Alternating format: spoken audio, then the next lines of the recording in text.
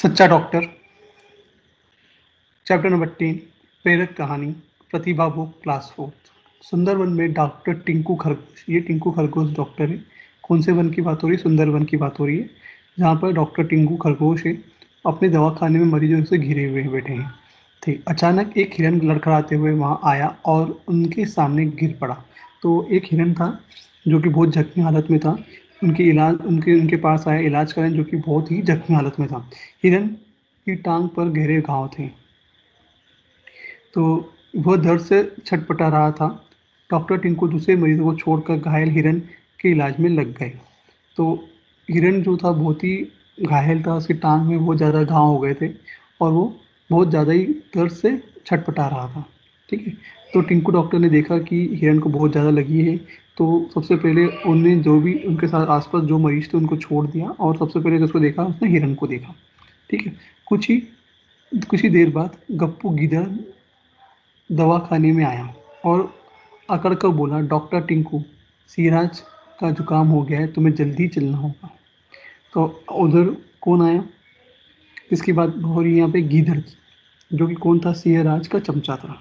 ठीक है, और वो उनके पास आता है और उनको टिंकू डॉक्टर को क्या बोलता है कि सिराज ने बुलाया है क्योंकि उनको क्या हो रहा है? जुकाम हो गया है। ये बात किसको बोलता है? वो टिंकू डॉक्टर को कहता है।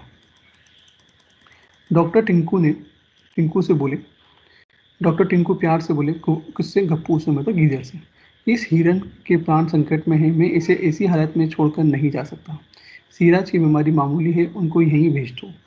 तो टिंकू डॉक्टर ने क्या करा? पहले अपने फर्ज को दिया महत्व और उन्होंने क्या बोला कि हिरन की तबीयत ज़्यादा खराब है, वो बहुत ज़्यादा जख्मी है, उसको इलाज कराना ज़रूरी है, अगर नहीं इलाज किया तो मर भी सकता है।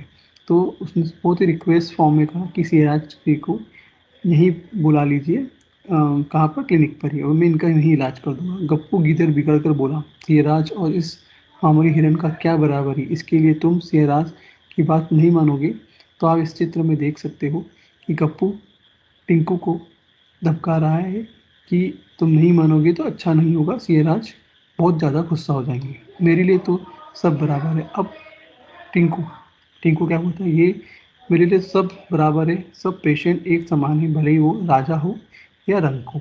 ठीक है ना? डॉक्टर टिंकू ने साफ जवाब दिया। गप्पू सिराज का सेवक था। किसका सेवक था? सिराज का।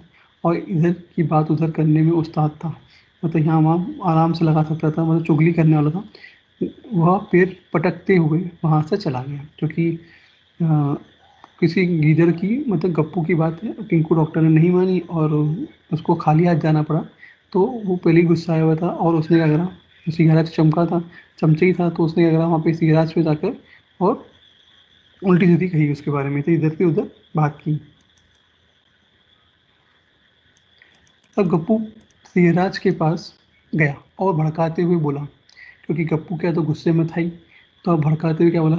महाराज टिंकू खरगोश आपको कुछ नहीं समझता, उसने आपको अपमान किया और यहाँ आने से इनकार भी कर दिया। अब ये बात कौन कहता है? गप्पू किसको कहता है? सिराज को भड़काते हुए। यह सुनकर सिराज आग बबूला हो उठा, क्योंकि सिराज था कान कच्चे कान का। ठीक है, अब ऐसी बात सुन के तो वो भड़क ही जाएगा। चलो मैं अभी उसकी खबर लेता हूँ। तो अब सिराज तो पहले ही गुस्सा आ गया, उसने बोला चलो अब मैं जाता हूँ उसके पास और उससे जाके खबर लूँ। गप्पू का के साथ लेकर महाराज डॉक्टर टिंकू के दरोगा खाने में जा पहुँचे। उनके क्रोध को देखकर वहाँ सन्नाटा सा छा गया और वहाँ पर बैठे सभी मरीज डर के मारे थर थर काँपने लगे। जैसे ही सिराज वहाँ पहुँचे तो वहाँ जितने भी जानवर थे, मतलब पेशेंट थे, क्या होगा? डर के मारे काँपने लगे। सिराज वहाँ पहुँच चुके थे अपने इलाज के लिए।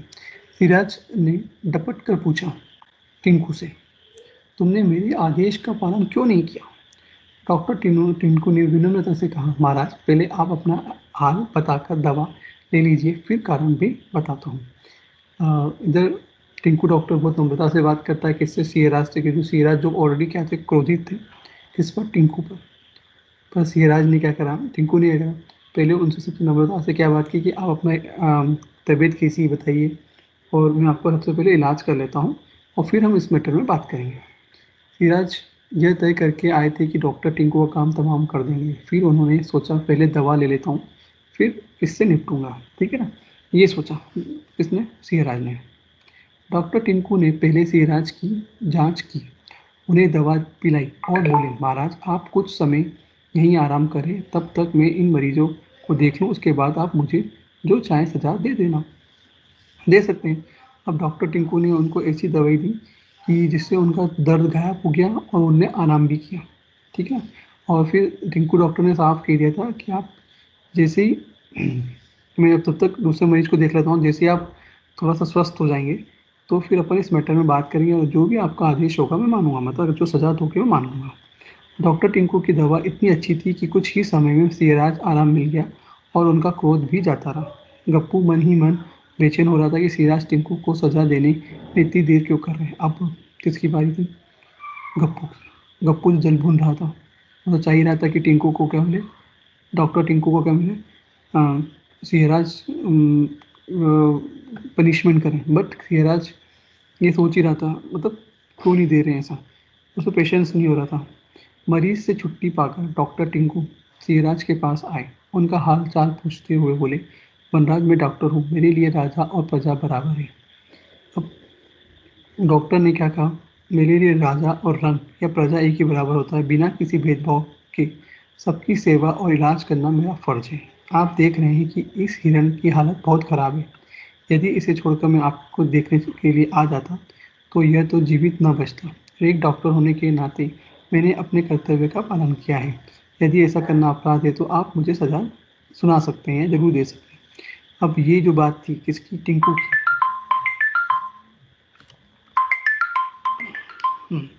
टिंकू की जो बात थी राजा को बहुत भा गई। समझ में क्यों भाई, क्योंकि उसने अपने कर्तव्य को पहले प्रायोरिटी दी। उसे साफ कह दिया, राजा हो या प्रजा मेरे लिए तो एक ही बराबर है और मैं तो उनका इलाज करूँगा ही। इसलिए तो हिरण का इलाज उसने पहले क्या किया, क्योंकि उसकी हालत ज़्यादा खराब थी, इसलिए उसने राजा के वहाँ नहीं गया, सिंहराज के वहाँ उनको देखने। सिंहराज डॉक्टर टिंकू की बात से बहुत खुश हुए और बोले, डॉक्टर टिंकू तुम बिल्कुल ठीक कह रहे हो, सेवा करने वाले को राजा प्रजा का अंतर नहीं करना चाहिए। ये बात किसने कही, सिंहराज ने कही, क्योंकि सिंहराज समझ चुके थे। पासा पलटते देख गप्पू गिदर घबरा गया और चापलूसी करते हुए बोला, सरकार इसने वन के राजा यानी आपकी अपमान किया है। अब गप्पू भी कोई कम था नहीं, उसने क्या किया, सब अपना अपना जो दिख रहा था पासा पलटता जा रहा था, है ना। कि वो जो एक्चुअली जो उसने क्या करा था, यहाँ की वहाँ लगा रखी थी, वो राजा को समझ में आ गई थी सब चीज़ें। तो तो गप्पू ने क्या किया, वापस भड़काने की कोशिश की, कठोर से कठोर दंड दो वरना हर कोई आपका अपमान करेगा। इस तरह से उसको डॉक्टर को मतलब वापिस से किसको बोला, सिंहराज को बोला, जिससे सिंहराज वापस भड़क जाए। चुप हो जाओ, सिंहराज गरजते हुए बोले, सजा डॉक्टर टिंकू को नहीं, बिल्कुल तुम्हें मिलनी चाहिए।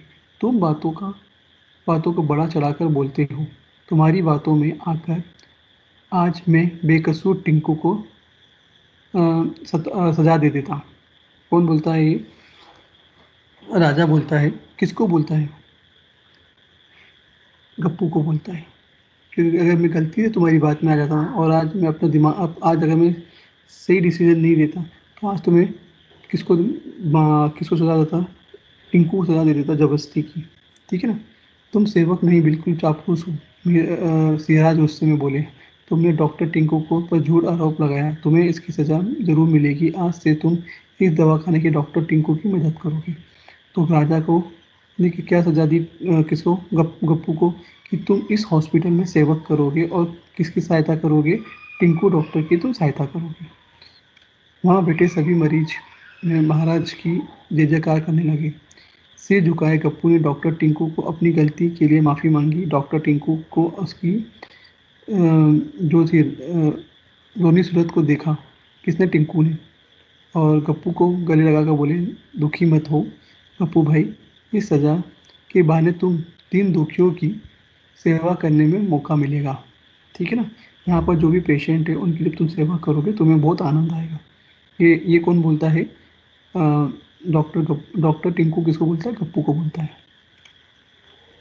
अब गप्पू को भी समझ में आ गया था कि चापलूसी करना तथा बातों को बढ़ा चढ़ाकर बोलने का फल बहुत बुरा होता है। उसने तय किया कि अब यह कभी चापलूसी नहीं करेगा और किसी का बुरा भी नहीं चाहेगा। तो अब गप्पू को सब चीज़ समझ में आ चुकी थी कि उसने जो किया था वो गलत किया था। चापलूसी कभी नहीं करेगा, उसने एक निर्णय लिया और कहा कि मैं कभी भी चापलूसी नहीं करूँगा और मैं इधर से उधर कोई बात भी नहीं करूँगा और ना ही मैं किसी का बुरा सोचूँगा। तो इस जो पार्ट है या इस स्टोरी से आपको क्या संदेश मिला? हमें बड़े-छोटों में कोई अंतर नहीं करना चाहिए और अपने फ़र्ज़ को पालन करना चाहिए। ये संदेश है इस स्टोरी का।